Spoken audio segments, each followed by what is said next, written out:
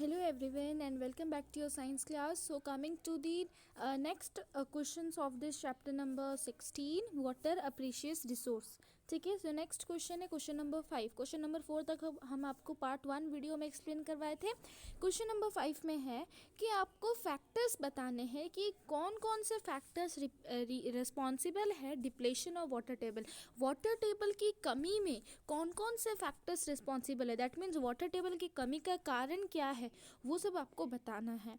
सो पहला तो है इंक्रीजिंग पॉपुलेशन. जितना ज़्यादा पॉपुलेशन इंक्रीज करेगा उतना ही हम लोग का वाटर टेबल डिप्लेशन में जाएगा. कैसे कहना, जितना मीन्स पॉपुलेशन इंक्रीज करेगा तो उसके लिए क्या चाहिए, पॉपुलेशन मीन्स लोग वगैरह, अगर उनको क्या चाहिए, घर चाहिए, दुकान चाहिए खरीदने के लिए, फिर बिजनेस करने के लिए, रोड्स चाहिए चलने के लिए, ऑफिसेस चाहिए और भी बहुत से नीड्स चाहिए. तो उसको फुलफ़िल करने के लिए मीन्स हम लोग को बनाना ही पड़ता है. बहुत से इंडस्ट्रीज़ वगैरह, बहुत से चीज़ें बनाने पड़ते हैं. तो जैसे जैसे इंक्रीजिंग पॉपुलेशन बढ़ते हैं, पॉपुलेशन जैसे जैसे इंक्रीज़ करते हैं वैसे वैसे डिमांड भी इंक्रीज़ होता है. तो इससे क्या होता है कि new new houses, shops, industries, offices, roads वगैरह बनने शुरू हो जाते हैं. तो इससे क्या होता है कि जो ओपन एरियाज़ होते हैं, जो खाली जगह होते हैं, वहाँ पर भी इंडस्ट्रीज़ बनना स्टार्ट हो गए, वहाँ पर भी शॉप्स बनना, वहाँ पर भी घर बनना स्टार्ट हो गए. तो उससे क्या हो रहा है कि पानी जो है वो अंदर नहीं जा पा रहा है ग्राउंड के अंदर. मान लीजिए ये हम लोग का एक खाली सा स्पेस है जहाँ पर कि बस ग्रास वगैरह है और यहाँ पर कुछ भी बनाया नहीं गया है. आप इसको देखते जा रहे हो, बट देखना कुछ दिन के बाद अगर आप देख रहे हो कि यहाँ पर कंस्ट्रक्शन चल रहा और यहाँ पर क्या बनने वाला है, एक नया घर. तो नया घर बनने से क्या होगा, यहाँ पर जो मिट्टी था, यहाँ पर जैसे ही रेन वाटर यहाँ से मीन्स यहाँ पर फॉल करता था तो वो क्या करता था, डायरेक्ट ग्राउंड में सीपेज करता था, है ना, ग्राउंड में सीप कर जाता था.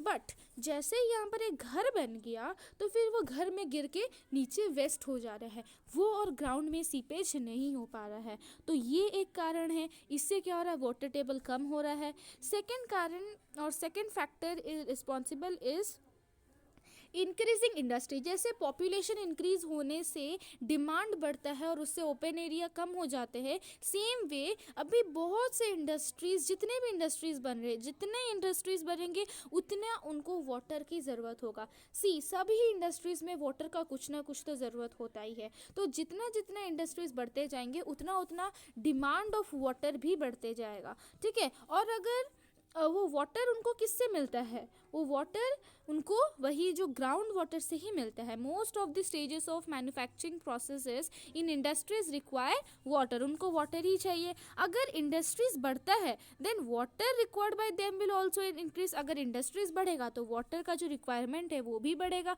तो इससे क्या हो रहा है, डिप्लेशन ऑफ वाटर टेबल. वो वाटर सब कहाँ ला रहे हैं, अंडरग्राउंड ला रहे हैं. तो अंडरग्राउंड में वाटर तो कमी हो रही है. ठीक है, so increasing industries is also one factor responsible for water depletion. Third is agricultural activities. See ये long question answers based question है. ठीक है, आपको डिटेल में बताना है कि कौन कौन से फैक्टर्स रिस्पॉन्सिबल है. Third is that agricultural activities. तो जो एग्रीकल्चर एक्टिविटीज़ होता है वो कैसे डिप्लेशन में जा रहा है water table, because you all know that India is an agricultural country and agriculture is impossible without water. हम लोग सोच भी नहीं सकते एग्रीकल्चर बिना पानी के. बिना पानी के हम लोग एग्रीकल्चर के बारे में सोच भी नहीं सकते. एग्रीकल्चर हो ही नहीं पाएगा, impossible. So the water for agriculture is mainly utilise from ground water, rain water and canal water. तो फिर एग्रीकल्चर के लिए जो फार्मर्स वगैरह होते हैं वो कहाँ से पानी लाते हैं, रेन वाटर तो सबसे अल्टीमेट सोर्स है, then canal water, then ground water से भी वो लाते हैं. और जब अब वो देखेंगे कि जब रेनफॉल हो रहा ही नहीं तब वो क्या करते हैं, उनके पास कोई ऑप्शन नहीं रहता है. तो वो क्या करते हैं कि जो वाटर ग्राउंड में अवेलेबल है, जो वाटर कैनाल में अवेलेबल है, वो उसको यूज़ करते हैं. ठीक है, सो ग्राउंड वाटर को जैसे ही वो यूज़ कर लेते हैं ज़्यादा समय तक तो उसमें डिप्लेशन ऑफ वाटर टेबल हो रहा है. ठीक है, आई होप दैट ये 3 फैक्टर्स आपको समझ में आया हो. अभी हम लोग क्वेश्चन नंबर 6 के ऊपर चलते हैं, फिल इन द ब्लैंक्स. ठीक है। People obtain ground water through dash and dance. हम लोग ग्राउंड वाटर किस इंस्ट्रूमेंट या किस चीज़ के द्वारा हम लोग ग्राउंड वाटर को पा सकते हैं? You all know tubewells and handpumps के द्वारा हम लोग ग्राउंड वाटर को पा सकते हैं। सो यहाँ पर आंसर होगा ट्यूबवेल्स एंड ट्यूबवेल्स एंड हैंडपम्प्स। हम आपको इसका आंसर देंगे, पहले डिस्कस कर लेते हैं। 3 forms of water are dash, dash and dash. तो आप सबको पता है, आप छोटे से क्लास से ही पढ़ के आए हो कि वाटर के 3 फॉर्म्स है, क्या क्या है? Solid, liquid and gas. ठीक है, लिखना है आपको बी नंबर आंसर में। Then C number is that the water bearing layer of the earth. हम लोग उसको क्या, जहाँ पर वाटर मीन स्टोर किया जाता है, जहाँ पर वाटर है, लेयर जिसमें वाटर है अर्थ में, उस लेयर को बोला जाता है एक्वीफर। ठीक है, और seepage of the process of water seepage into the ground is called. और जो प्रोसेस में वाटर जो हो रहा है वो ग्राउंड में सीप कर रहा है, उस प्रोसेस को क्या बोला जाता है? Yes, that is known as infiltration.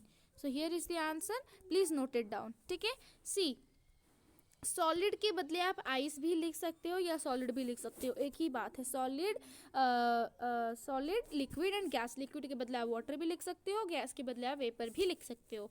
ठीक है, so this is question number 6। Now question number 7 में है which one of the following is not responsible for water shortage. See यहाँ पर 4 ऑप्शंस आपको दिए गए हैं, आपको बताना है ये 4 ऑप्शन में से ऐसे कौन सा ऑप्शन है जो कि वाटर शॉर्टेज के लिए रिस्पॉन्सिबल नहीं है। रैपिड ग्रोथ ऑफ इंडस्ट्रीज, ये तो है रिस्पॉन्सिबल, अगर इंडस्ट्रीज बढ़ेंगे तो वाटर शॉर्टेज ज़रूर होगा। इंक्रीजिंग पॉपुलेशन, अगर पॉपुलेशन बढ़ेंगे तो भी वाटर शॉर्टेज होगा। मिसमैनेजमेंट ऑफ वाटर रिसोर्स, अगर हम लोग वाटर रिसोर्स का मिसमैनेजमेंट करते हैं तो भी हम लोग का वाटर शॉर्टेज होगा। बट अगर ज़्यादा रेनफॉल होता है तब हम लोग का वाटर शॉर्टेज होगा नहीं। So answer will be heavy rainfall. ठीक है, then question number 8, choose the correct option. आपको करेक्ट ऑप्शन चूज करना है।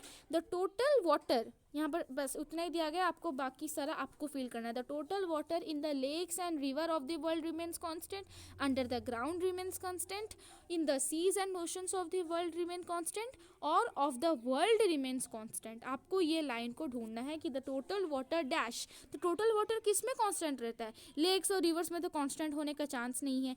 ग्राउंड भी डिप्लेशन में जाता है, इंक्रीजिंग में जाता है, तो उसमें भी नहीं है। सीज और ओशन का भी नहीं है। बट अगर पूरा वर्ल्ड का देखा जाए तो वर्ल्ड का कांस्टेंट है।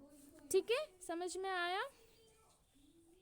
अभी क्वेश्चन नंबर 9 में है, आपको एक स्केच ड्रॉ करना है जिसमें कि आपको ग्राउंड वाटर और वाटर टेबल को शो करना है।